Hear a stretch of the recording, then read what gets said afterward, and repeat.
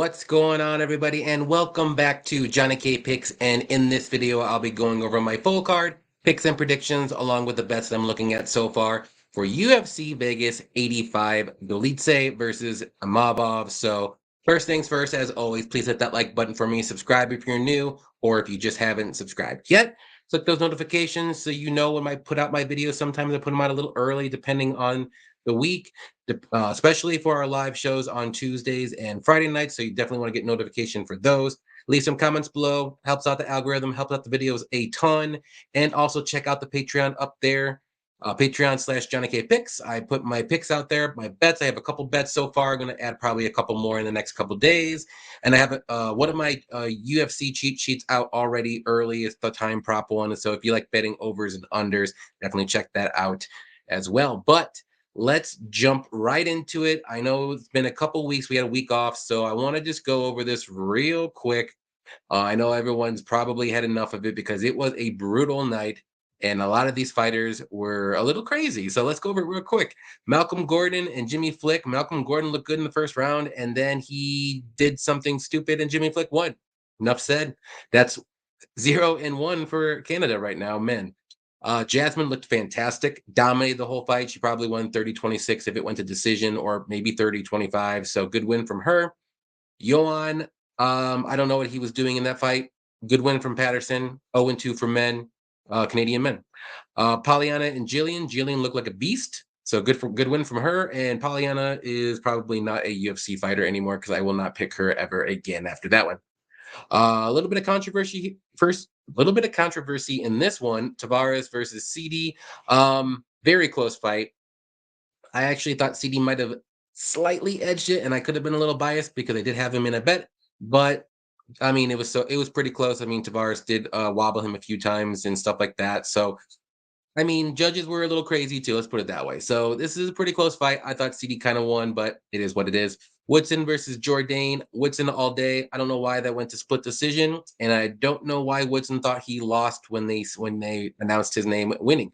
So that's 0-3 for Canadian men, and a good win from Woodson. I did pick him. That was the only one good bright spot of the day. Armfield versus Katona. Close fight. I did think Armfield won. But Katona just I think he needed to do some wrestling early on, like he did in the beginning, or I'm sorry, later in the fight, like he did. So I thought Armfield won, so that wasn't a bad decision whatsoever. Evloev versus Arnold Allen. I see some people thinking Arnold Allen won, and I can see the debate. I just thought Evloev won. The wrestling was basically it. So, but Arnold Allen, I mean, he put on a good fight. Chris Curtis versus Marc-Andre Barrio. I thought Chris Curtis won as well. Don't know why he went to split. I think that was just a pity card, if you want to say, because one judge gave him a 29-28, and I didn't see it whatsoever. And the other two were 30-27s. So that's 0-4, I believe, or 0-5 for the men. Yeah, 0-5. I forgot Brad Katona. And Neil Magny versus Mike Malott. Mike Malott was dominating for about 13 minutes and 30 seconds until he just death gassed. And Magny won by third round knockout after Malott couldn't do anything, and I think he just couldn't breathe anymore. So another loss for Canadian men there. This card was not pretty for the Canadian men on this one. Let's put it that way. Speaking of not looking pretty, Raquel Pennington versus Bueno Silva.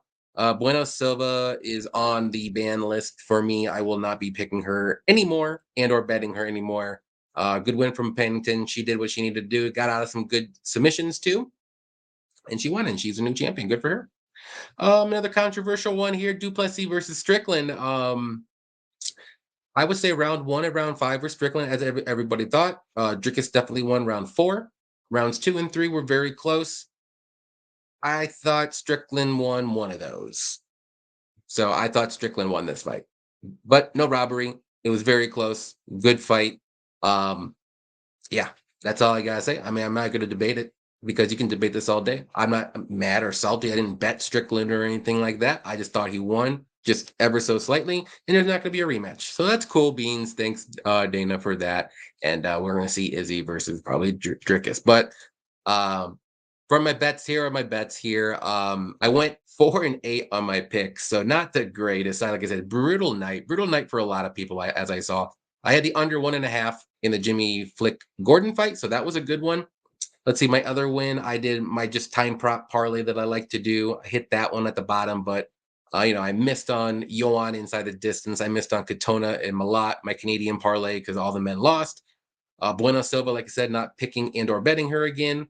I'm surprised the CD fight went to decision because I thought someone was going to get knocked out, but nobody did. And I thought CD won, so I would have won that bet. Like I said, I thought I might have been a little biased, but I would have won that bet, but it is what it is. But let's get out of here. Let's just pretend like this card didn't even happen because I need to wipe that from my brain because I lost 4.33 units, and the week before that, I won like 4.7 units. So basically, it's a wash. So hey, let's just wash it out, start fresh again for 2024, and let's jump right into UFC Vegas 85. We got 13 fights here, and let's start at the bottom over here. Thomas Petersen versus Jamal Pogues. So this is going to be a fun one here. So Petersen's making his UFC debut. He's a good wrestler. He's got good takedowns. He's strong, good grounded pound. And when he's on top, he stays on top. You can't get him off you. He's more so a ground and pound finisher, if you want to say, but he does have some submissions he can use as well. His striking isn't the greatest or most technical, but he's got power and he's durable. The cardio, though, I want to see how it goes because a lot of his finishes have been by knockout or submission, or so he's not going to decision a lot. So we'll see what happens here. But Jamal Pogues, solid striker. He's got throws tons of volume, good cardio. He does slow down a little bit with his volume as the fight goes on, like pretty much every normal heavyweight. He doesn't have really that one-touch knockout power, but he can wrestle and grapple if need be. And like I said, his volume does slow down a little bit as the fight goes on. But for this fight, I do like Petersen, actually. I know he's making his UFC debut. The line, it's not the greatest. I do think this is going to be it could be a fairly close fight, but I like the wrestling. I think Petersen will be stronger for sure. I think he can get those takedowns. Maybe after 2 or 3 takedowns, Jamal is going to be a little bit gassed trying to get back up. And I just think he's going to get finished either in the first or early second round. Now, if this fight gets extended over 1.5, then probably Pogues, I would say, wins this one. But I don't think it gets that far.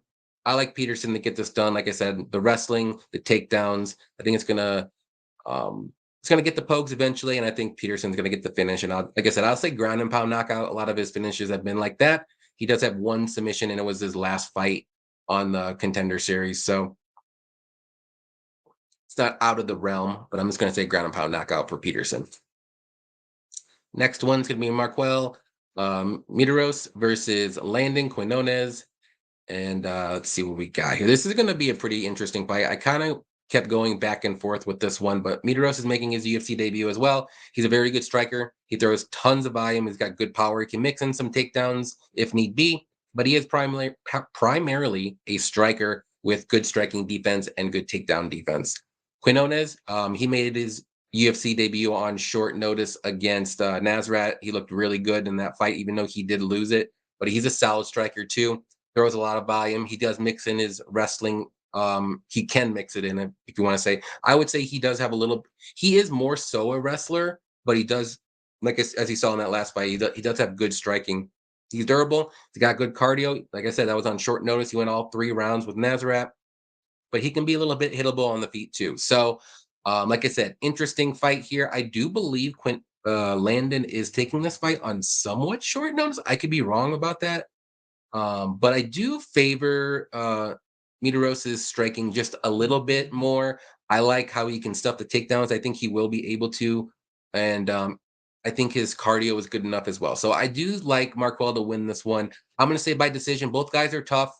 I believe both guys have never been finished, but let me just check before I lie to you guys. Let's see. Nope, hasn't been finished. And Landon has not been finished. So both guys have never been finished. So I do think this fight goes to decision. I think it could be a close one, especially if Landon can get that wrestling going. But I just like Marquel striking a little bit more, so I'm going to lean his way. I think I'm probably just going to stay away from this fight from betting. This is one of those where both these guys have like 10 fights or under with their pro careers, and I kind of want to stay away from those fights now because more times than not, this doesn't go my way if I bet one or the other. Next one's Julia Stoliarenko versus Luana Carolina. And Stoliarenko, very, very good grappler. She's got very dangerous submissions, arm bars, if you want to say that's her bread and butter. Her takedowns are just okay. But she's only had one fight in the flyweight division, and this is another flyweight, so this will be her second fight. But in the bantamweight division, her takedowns were sloppy a little bit. But I don't know going forward because now it changes everything. So we'll see. She did get a takedown in her last fight and got the submission. So her striking isn't the greatest at all. She could be very hittable on the feet too. So, and Carolina is the exact opposite of Stoliarenko. Very, very good striker. She's got solid volume, pretty good takedown defense. And if she does get taken down, she actively works to get back up. She's very long, but both these girls are about the same height and reach, so 5'7", 5'6". So normally Carolina is the taller with the more reach, but since Julia is coming down, now they're about even. So this is a very close fight again. The line is appropriate for once, and striker versus grappler. And for me, this is how I see it going down. It's Juliana round 1 submission or bust. And Carolina probably will win rounds 2 and 3. And I think she can get the decision win. But 10 out of 11 Stoliarenko's wins have come by submission, and all of them have been in the first round. And I know she looked good against Molly McCann, but just remember, Molly McCann has 0 ground game and 0 jiu-jitsu. Carolina, not to say that she's a jiu-jitsu master, but she's definitely got better ground game than McCann. But something in me is telling me that Carolina is going to survive the first round, and I think she's going to win this fight. But if she can't, and she's going to lose this fight. So staying away, I'm going to go with the underdog here, ever so slightly, because like I said, I normally just ever so slightly lean the strikers when they're fighting against grapplers, and Julia is a grappler, straight up. And she's not going to be able to outstrike Carolina. She needs to get this fight to the mat to win, and I don't think she's going to win a decision either. So just going with my gut. I'm going to go with Carolina by decision. Like I said, not going to touch this fight whatsoever. Next one's going to be Blake Bilder versus Zhang Young Lee. And Bilder, we just saw him fairly recently, but he's well-rounded. He's more so a grappler, but he does have solid striking as well. Good power in his hands. His takedowns are a little lackluster, but if he does get this fight to the mat, he's got very good grappling, very good submissions as well. He's hittable on the feet though, but he's durable and he's very strong too. Lee is a dangerous guy, solid striking. He's well-rounded, good wrestling and grappling. He's got a lot of early first-round finishes. And to me, a little bit of a red flag. It might look good on paper, like 18 seconds, 16 seconds, 20 seconds, but he's got like 3 or 4 of them out of his 10 wins. So the level of competition he's fighting is a little scary for me. But I do think this guy's pretty good, though. He's durable too. His last fight, though, was a little bit eye-opening because he did go to split decision. He did win it, but it was kind of close, and it wasn't against somebody that good either. So I think both these guys have their red flags. Like I said, I just told you Lee's, but Builder's red flags for me is his fight IQ sometimes, and I don't like how he can't get this fight to the mat because his takedowns are just a little bit lackluster. So to me, I think this is a coin flip fight. I do think a lot of people are going to be on the Lee side just because of all the finishes he has, and Builder's last fight against Nelson was not a good look whatsoever. But I'm going to go with Bilder in this one. I think he can get this one done. I think if Lee does keep the fight standing, it could be close. But if Lee tries to go for any takedowns, I think Bilder will be able to outmuscle him and basically keep the fight on the feet. Or if Bilder wants to get those takedowns, if he gets his arms locked in, I do think he can get those takedowns too. Lee's takedown defense isn't all that great. So very close fight, like I said, but I'm going to go with Bilder to win by decision. Both these guys are tough. I think Bilder's only been finished once. No, he hasn't been finished at all. And Lee hasn't been finished either. I just want to check so I don't lie to you guys. Yeah, so both these guys have never been finished. So I'm going to go decision here. I know Lee's going to be the more dangerous guy, but I'm just going to go with Bilder. I just think he's more of the like junkyard dog, but I need to see the junkyard dog in him in this fight to potentially back him. Not betting him though. I'm not that confident. I'll tell you that, but I'm just going to go with him. I think he gets it done. Next one, Themba Gorimbo versus Pete Rodriguez. And let's see, Gorimbo is a solid striker. He does keep his range very well. He's going to be the longer guy here, 77 inches, so 4 inches of reach. And he's going to be about 4 inches of height too. But he's got pretty good takedowns and wrestling he can use. We saw that in his last fight. He can be a little low volume on the feet at times because he does look for counters a lot. And I do think he's going to have the opportunity to look for counters here because Pete Rodriguez is very aggressive. He's a boxer. He's got good power in his hands. He always pushes forward. He doesn't care if he gets hit because he wants to give it back to you. Good power. He's smaller. He's a smaller guy for the welterweight division. He has a tough time. Well, the reason why he's at welterweight because he had a tough time making weight for lightweight. So he's a little bit better at welterweight, but he's small. So, but he can be super hittable too. But he is durable on the feet and tough. But I'm going to go with Themba on this one. And I'm not saying like Rodriguez is a trash can, but he's just too one-dimensional for me. And a lot of his finishes have been in the first round. I don't think he's ever been to a second round. I could be wrong, but I was going to look again. Let's see. All of his finishes and or losses, mind you, there's only 6 fights he's got, all in the first round. I think Themba can survive the first round.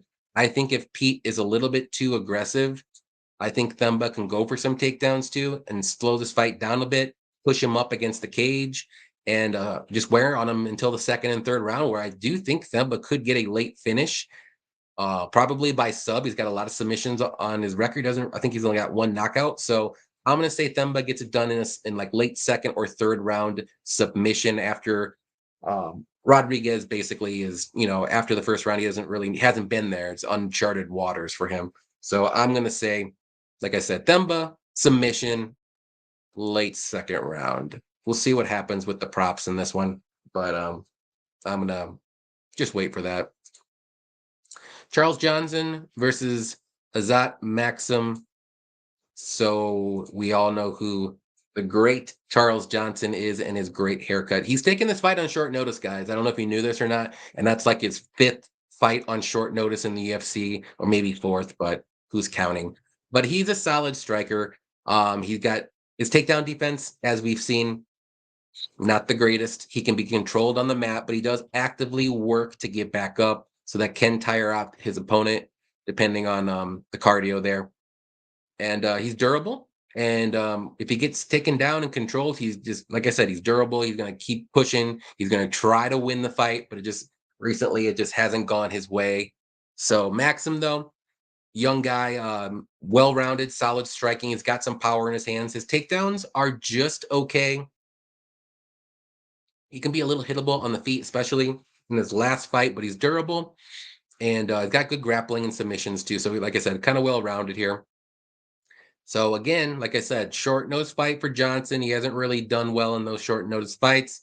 And at this point in Johnson's career, I just think the blueprint, like numerous people have, and different kinds of style of fighters have done the same blueprint. It's to wrestle and grapple him in the first round or two, and then basically survive in the third round, and you're going to win this fight. Like, that's all you got to do. We've seen it against his last fight against Esteban. We've seen it against Cody Durden, but he's got the cardio to do all 3 rounds. Ode Osborne even did it for 2 rounds. He out-wrestled Charles Johnson. And I know Johnson did take that fight on short notice too. So, and then Jimmy Flick was a good win from him. And then Zalgas was a very close fight, and I thought Zalgas won. So to me, I'm going to go with Maksum, as you probably didn't already know. I just think he can hang with Johnson on the feet, and I think he can mix in the wrestling and takedowns too, if need be. I do think he does need to mix them in here and there. Not to say that he just needs to only go for wrestling and takedowns, but if he does that, mixes it in here and there, I think he'll get this one done, 29-28 decision. I love the over in this fight.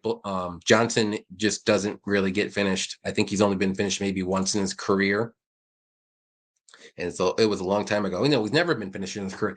A lot of these guys, wow, on the card have never been finished in their career. So I'm going to say this one goes over. I'm going to be looking at that for a prop bet rather than picking a side. But I do think Maksum gets it done. Next one is going to be Molly McCann versus Diana Belbita. If this will go. Here we go. Bring this down. Here we go. So Molly McCann, solid striker. She's she likes to push forward. She does have some offensive wrestling she can use. She doesn't really use it that often. She's not really a finisher unless she does something crazy like a spinning elbow, spinning back fist, something along those lines. We did see a couple of those where she rose to crazy level with Patty. And but she can be hittable on the feet. She is durable and she's tough, but she has zero ground game. But luckily for her in this fight, she should be okay. Belbita, though, good striker as well. She does keep her range well. She's very high volume. She's going to have the reach advantage of 6 inches and 3 inches of height, but she is very hittable on the feet. She doesn't move her head whatsoever. She kind of puts her head forward more so than she should. So that's why she's a little bit more hittable. I don't know. It's weird if you watch some of her fights, but she does have some grappling she can use. But mainly that's if like opponents take her down. Like she's not going to initiate the grappling. I mean, she did try in her last fight against Carolina, but she couldn't get the striking going because Carolina's striking was way better than that fight. So she had to do something different. But we see some bad fight IQ moments from both these girls too. This one, I'm going to go with Molly McCann. I just think she's got the better. This is the style of fight. I do think Molly McCann can win. Let's put it that way. Belbita, not to say she doesn't have a chance here, but I think Molly McCann can land the better shots. I think she can land some takedowns on Belbita to mix it in a little bit. And then I just think Belbita's her damage is going to be wearing on her face a little bit more. She does get damaged a lot.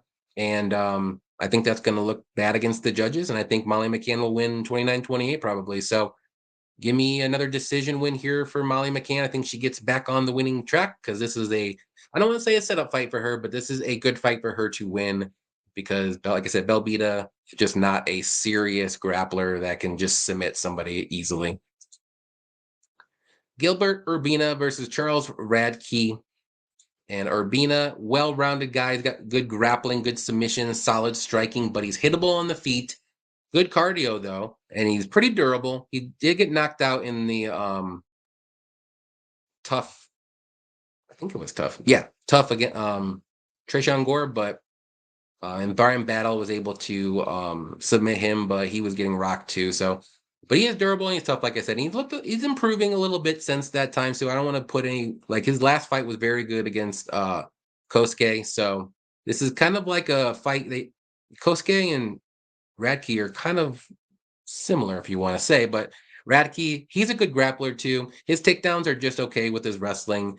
Striking is also just okay, but he does have power. He's hittable on the feet, and he does slow down as the fight goes on too. So, but he's not going to just quit. He's durable and tough. He's gonna tough it out, but he does slow down too. So, I'm gonna go with Urbina, but I don't like the line. It's minus like 220 range or so. It's not minus 165. I like that line better.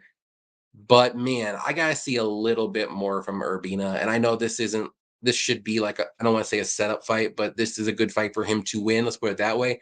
But I want him to prove it. He did look good against Kosuke, but we all know who Kosuke is. He's not really the greatest either. And I think Radtke's a little bit better than Kosuke, but we'll see what happens with that one. But I think he gets it done. The only thing that worries me about it, Urbina too, is if he does get taken down a lot from Radtke early, and he may lose the first 2 rounds, but Urbina will have a chance to win in the 3rd round, but he might need a submission or a knockout because Radtke slows down, like I said. So I'm going to say Urbina by decision. I'm going to say it again. I don't know if these guys have been finished. Maybe once. Yeah, once. Radtke's been finished once. So, and by knockout. So give me Urbina to win by decision. We'll see what happens with him. I'm going to stay away. I just don't trust the line whatsoever. Khizriev versus Muradov. And Khizriev, very good wrestling and grappling, good takedowns. He's got very good submissions once he's on top. his striking is decent, but he definitely wants to get this fight to the mat. He's got good timing on his takedowns, and he does have some power if he's on the feet too. He does use his striking to set it up, the takedowns. But the thing about him for me is he hasn't fought in almost 2 years, and before that, he hasn't. So overall, he's only had one fight in the last 3.5 years. So that's a little red flag there. And the last win that he had was against someone named Dennis Tululian. So we'll see. Muradov, very good striker. He's got good power in his hands. He can wrestle if need be. We've seen it in his last couple fights. He wrestled a lot. I think he had over 10 takedowns against Brian Barberina. And him mainly had a grappling match instead of a striking match, which was a little weird to me. I didn't expect that fight to go down that way, but he did lose that fight and close. But he's got good takedown defense, though. It's not the greatest. He can be taken down, and pretty good cardio. He's shown good cardio. So I'll be honest. I thought I was going to come in thinking that Muradov was going to win this fight. I thought he was going to be a good underdog, but I don't think he's going to win this fight. I'm not going to like hope that I'm not saying I hope he wins this fight. I was just thinking he was going to win it because I liked his striking. He's got good power, but I think Khizriev's going to win this fight. I think the wrestling is going to be too much. I think the takedowns are going to be different than the takedowns he was seeing against GM3 and Kaio. This guy is a real wrestler. Those guys are grapplers. It's a big difference. And I think Khizriev gets this one done. The only thing that little bit worries me about maybe picking and or betting Khizriev is what's he going to look like if he can't get a finish in the first or second round? He hasn't fought in a while, maybe a little bit of rust. So, I mean, Muradov is no bum. He's no slouch. He's no UFC debut person or anything like that. So this is going to be a pretty interesting fight. But if I'm just going by the tape, I'm going to pick Khizriev to get this one done. I'm going to say he gets a submission because GM3, amazing submission artist, I know. But I think later in the fight, like second round, he's going to get that submission after maybe a lot of control time in the first in the first round. And I think he's just going to eventually get like an arm triangle or something like that and get the win. So Khizriev by submission is my pick. Next one's going to be Vivian Araujo versus Natalia Silva. And Araujo, well-rounded, very tough, very strong. Good takedowns with her wrestling. She does have some power in her hands. She does hit hard, but she doesn't have a lot of finishes, I'll tell you that. She does kind of slow down as the fight goes on, as we all know. She's not, and like I said, she's not really a finisher, even though she does have the pop. But for some reason, she doesn't have a lot of finishes on her record. She goes a decision a ton. And she's got 7 finishes, but 9 decisions. So, and lately, a lot of them have been decisions, like decision. So her last like 8 fights have been decisions, and she's getting up there. She's 37 years old. And then we have the young prospect, Natalia Silva, very well-rounded, very good technical striking. I like her kicks. She's got good power in her hands and very good takedown defense. She's strong as well. And she hasn't really shown any grappling in the UFC yet. But if you go back and see some of her tape on a regional scene, she does a very good grappling. A lot of her finishes earlier before she got in the UFC have been by submission. It's crazy. She's got 7 wins by submission, and that was all before she got in the UFC. The UFC, she won by knockout, and 2 decisions. So we haven't really seen her ground game, but it's there. And for me, I know Araujo's no bum, no slouch. She's a UFC veteran, fought good competition, but Natalia Silva's the real deal, guys. Striking's night and day between the two. I think Silva's takedown defense is very good. She might get taken down once early, but if she defends those takedowns, especially early against Vivian's going to slow down. And Natalia's going to take off on her on the feet. So I can see like a 3rd round finish potentially, but I'm going to say Natalia wins this one by decision. And it's going to be either a clear 29-28 or 30-27. No splits here. Natalia gets this one done. Super confident she does. You can also look at the round 3 decision prop as well. I think there's a chance the Italian gets a third round finish. Randy Brown versus Muslim Salikhov. This is going to be a fun one.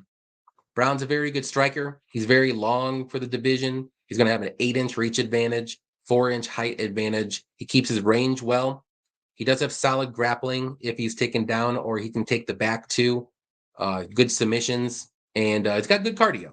We have seen him get chinned a couple times, but it was against some power strikers like Chaos Williams, Ronaldo, JDM. Nope, not taking away that JDM fight. JDM's a beast. But the Chaos Williams fight was super close. Super close. And I thought maybe Chaos won that fight. But anyways, Salikhov, very good striker as well. Does have a lot of power, good spinning kicks, all that crazy stuff, but he is slowing down a little bit in his ripe old age of 39 years old, as we've seen. The cardio slows down after round 1. You could see it. And he can wrestle if need be, but if he wrestles, the cardio is going to drain a little bit faster. So to me, Brown is just going to have to worry about the first round. And he does stay at range very well. And I think Muslim's going to have a little bit of a tough time adjusting to that range. So I think Brown will be okay. And I think Brown gets this one done. Is there a shot that Salikhov wins? Of course. He can get a knockout. Randy Brown's been knocked out before. But I just think Randy Brown is going to be a little bit too much for Salikhov with that reach especially. So, and I don't think Salikhov's going to wrestle at all. So it's going to be on the feet. And if Randy just pops that jab out there, uses those kicks like he can, and I think he gets it done by decision. I could see maybe like if Salikhov starts to slow down a bit in the second or third round, I could see maybe like a Randy Brown submission if he can take the back or a guillotine or something like that. But I would just go with the decision here for Randy Brown. I think he gets this one done. Very good co-main event. Sorry. Renato Moicano versus Drew Dober. Moicano, he wants money, is a very good grappler, very good submissions. He has shown some solid striking as well. He can be rocked on the feet, though. That's the one thing about him. His chin is a little questionable, if you want to say, but his takedowns are pretty decent, and he does have to work for them a little bit more than you would like. If he does get the takedowns, they are normally against the fence, and he can take the back like that as well. So Dober's got to be careful there. And he can slow down as the fight goes on, too, especially if he goes out there crazy in the first round trying to get that knockout or finish so he can get that $50K bonus. So Dober, very good striking, good boxing. He's got very good power in those hands. He likes to brawl every once in a while, and sometimes they can get the best of him, as we saw in the Frivola fight. But he does have a very good chin still.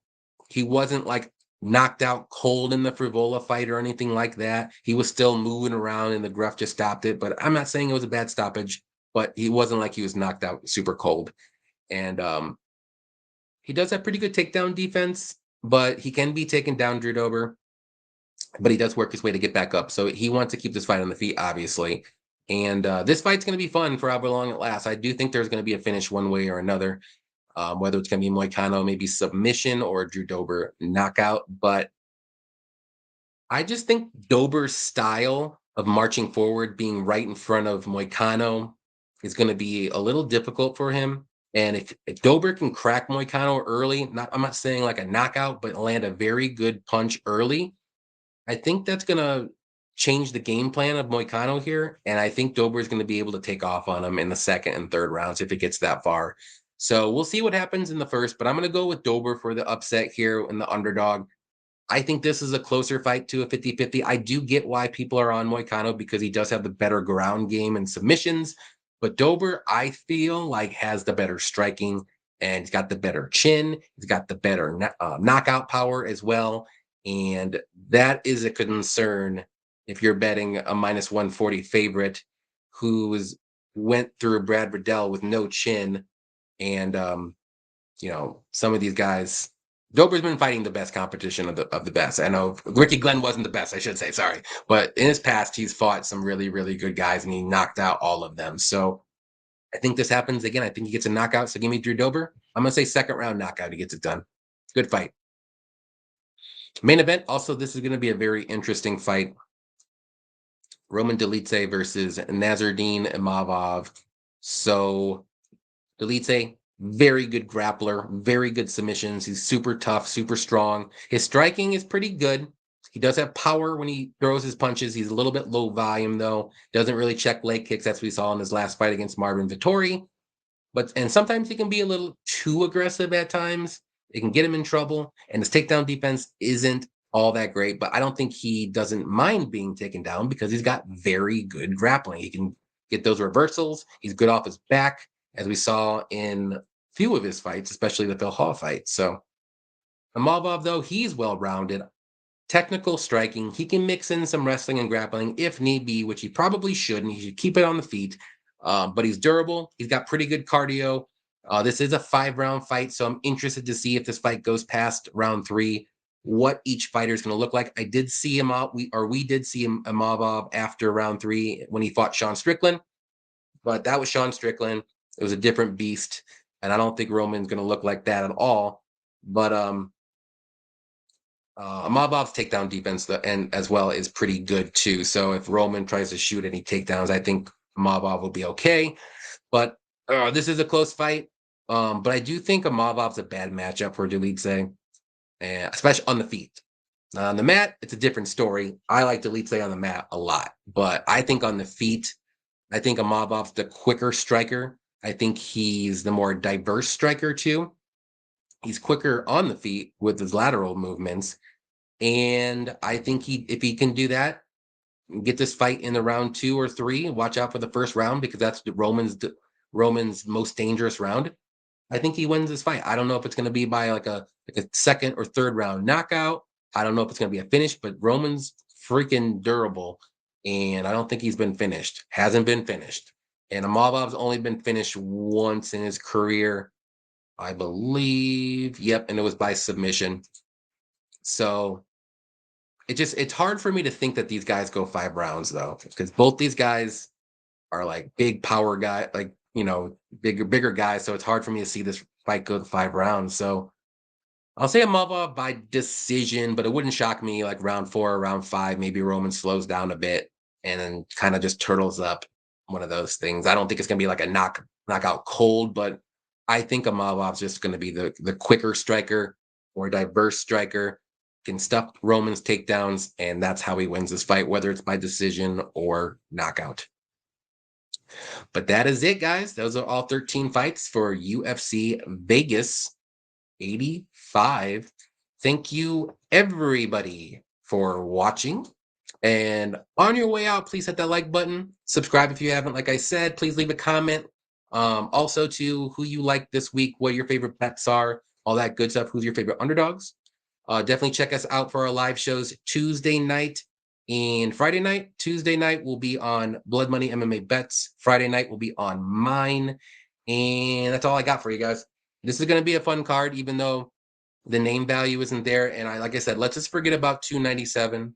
It didn't happen, guys. So all good. Appreciate you, everybody, for watching. Until next time.